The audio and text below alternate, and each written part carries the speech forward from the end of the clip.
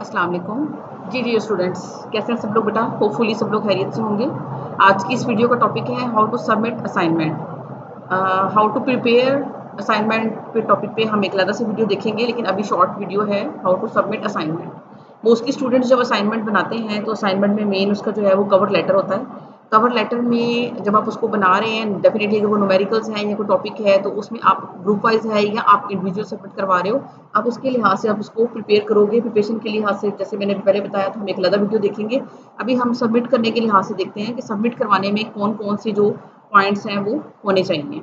तो सबमिशन के लिए सबसे इम्पोर्टेंट चीज़ ये है कि आपका टाइटल पेज जो कवर पेज है वो अरेंज होना चाहिए। सबसे पहले तो आप ऊपर मेंशन करें कि आपकी असाइनमेंट नंबर क्या है, पहली असाइनमेंट है, दूसरी असाइनमेंट है, क्योंकि मोस्टली अगर 3 से 4 असाइनमेंट्स होती हैं या अगर 2 भी हो मिनिमम, तो भी उस सूरत में हमारे पास असाइनमेंट नंबर अगर मेंशन नहीं होगा तो सब कुछ जो आपने एफर्ट की होगी उसके अकॉर्डिंगली एक्स्ट्रा टाइम जो है वो लगाना पड़ेगा ये देखने के लिए कि आपने कौन सी असाइनमेंट सबमिट करवाई है, क्या असाइनमेंट नंबर 1 है या 2 है।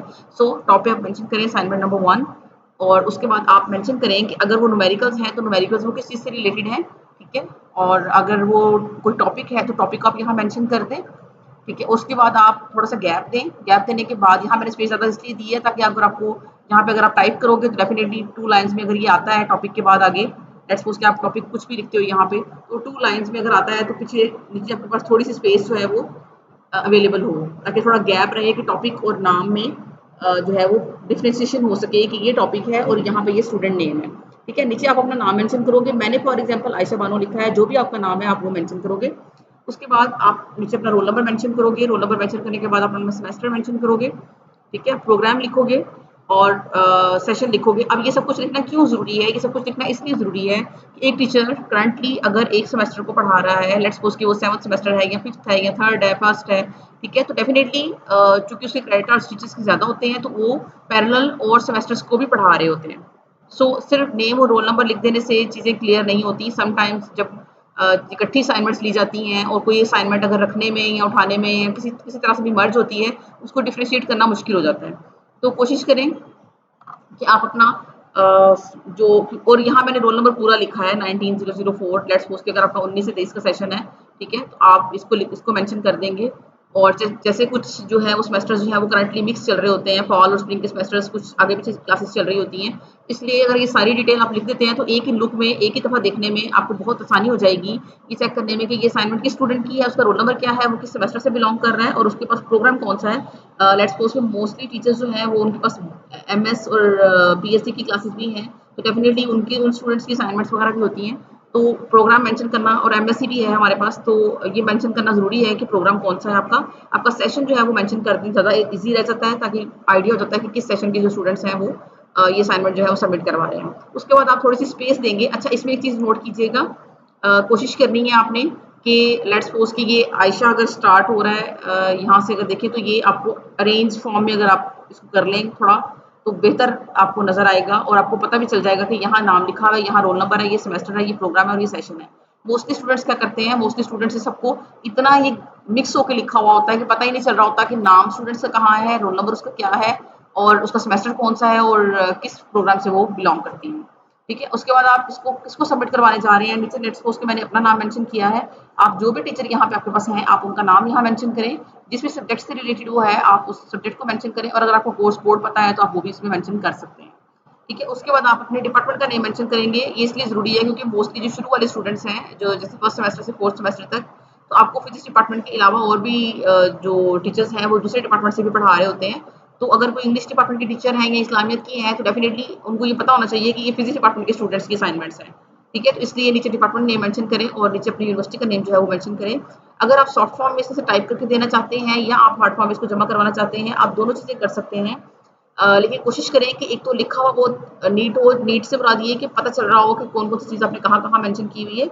अगर सॉफ्ट फॉर्म में कर रहे हैं तो आप इसमें यूनिवर्सिटी का लोगो आप इसमें ऐड कर सकते हैं अपने नाम से ऊपर।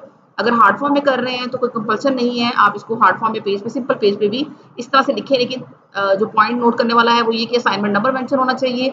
असाइनमेंट किस चीज़ से रिलेटेड है, जैसे अब एक स्टूडेंट एक क्लास को अगर एक टीचर लेट्स सपोज की असाइनमेंट देते हैं, एक असाइनमेंट उन्होंने दी न्यूमेरिकल्स की, एक असाइनमेंट उन्होंने दी कोई प्रोजेक्ट का कुछ उन्होंने लिखने के लिए दिया, एक असाइनमेंट उन्होंने पेपर की दी, एक असाइनमेंट उन्होंने कुछ टॉपिक दे दिया जिसके ऊपर आपने असाइनमेंट बना के सबमिट करवानी है। तो जो आप जो भी टॉपिक आपको मिलेगा उसके बारे में आपने यहाँ पर डिटेल में लिखना है।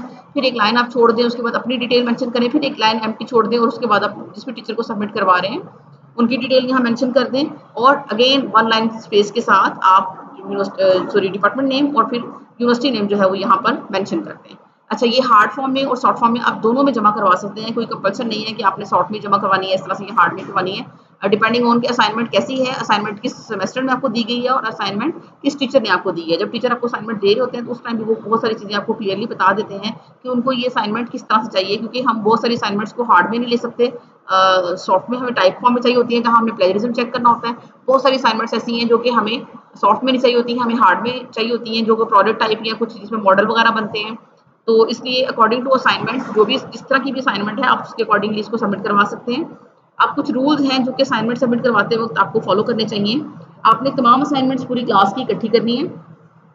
अच्छा, इसमें ये तमाम क्लास की असाइनमेंट से एक चीज़ मुझे रह गई पीछे बतानी है आपको कि यहाँ पे आप अपना सेक्शन जरूर मेंशन करें, ठीक है। जैसे सेमेस्टर 7th और आगे ए या बी, ए मैंने लिखा है, अगर आपका सेक्शन बी है तो बी भी लिख सकते हैं, डेफिनेटली बी ही लिखेंगे, क्योंकि इससे ये आइडिया हो सकता है कि एक टीचर अगर एक टाइम पे एक सेमेस्टर को पढ़ा रहे हैं तो किस सेमेस्टर की जो असाइनमेंट्स वगैरह हैं वो उनके पास हैं, वो चीज़ जल्दी से आइडेंटिफाई हो जाती है, ठीक है। आपने तमाम अपनी क्लास की असाइनमेंट कलेक्ट करनी है, उसको अरेंज करना है रोल नंबर्स के अकॉर्डिंगली और फिर उसको सबमिट करवाना है। लेकिन सबमिट करवाने से पहले एक चीज़ ये देख लीजिएगा कि जो डेट आपको असाइन की गई है असाइनमेंट सबमिशन के लिए, क्या आप उसी डेट पे सबमिट करवा रहे हैं। इफ़ नॉट तो प्लीज़ फॉलो करें उस डेट को, जो गिवन टास्क आपको दिया जाता है, जो गिवन डेडलाइन आपको दी जाती है, आपने उस टाइम के अंदर अपनी असाइनमेंट जो है वो सबमिट करवानी होती है। तो ये कुछ सिंपल रूल्स हैं असाइनमेंट सबमिट करवाने से रिलेटेड कि जब आप असाइनमेंट सबमिट करवाएं तो मेक श्योर कर लें कि ये जो कुछ चीज़ें आपको बताई हैं अभी, इन चीज़ों को आपने प्रॉपरली लिखा हुआ है और क्या ये चीज़ें वाकई पढ़ी भी जा रही हैं। क्योंकि मेरे लास्ट एक्सपीरियंस में बहुत सारे स्टूडेंट्स जो हैं वो या तो चीज़ें पूरी कंप्लीटली लिखते नहीं हैं, अगर लिखते हैं तो उसके बाद उसको प्रॉपरली अरेंज फॉर्म में नहीं लिखते, या उनको विजिबली पढ़ना बहुत मुश्किल होता है। आप डेकोरेशन करना चाहते हैं, आप अपनी ब्यूटीफुल जो लिखाई है आप खूबसूरती से उसको लिखना चाहते हैं, नो इशू, कोई मसला नहीं है, लेकिन लिखते वक्त इस चीज़ का ख्याल रखें कि एटलीस्ट उसको पढ़ना भी आसान हो। कि एक कवर पेज का मतलब ही होता है कि जिसको बिल्कुल फ्रंट पे रखा जाए और जिसको देखकर पता चल जाए कि इस अगले डॉक्यूमेंट में, इस अगले वाले पेज में क्या लिखा हुआ है, ठीक है। तो जब आपका कवर पेज ही इतना कॉम्प्लेक्स होगा कि उसको समझ ही नहीं आ रही होगी कि पढ़ना क्या है उसमें से और उसमें क्या गिवन है क्या नहीं, तो उसके अकॉर्डिंगली फिर आपको अपनी जो असाइनमेंट है नेक्स्ट जो उसको पढ़ना है उसको देखना है, उसमें भी प्रॉब्लम्स आ सकती हैं। तो कोशिश करें बेटा तमाम असाइनमेंट्स को कलेक्ट करें, उनको रोल नंबर वाइज अरेंज करें, फिर उनको सबमिट करवाएं ऑन गिवन डेट। होपफुली ये जो वीडियो है ये आपके लिए सूटेबल होगी और आप इससे फ़ायदा उठा सकेंगे, ताकि आपके अच्छे मार्क्स आ सकें और आपके अच्छे ग्रेड्स बन सकें और आप अच्छी तरह से जो चीज़ें हैं उनको लर्न कर सकें।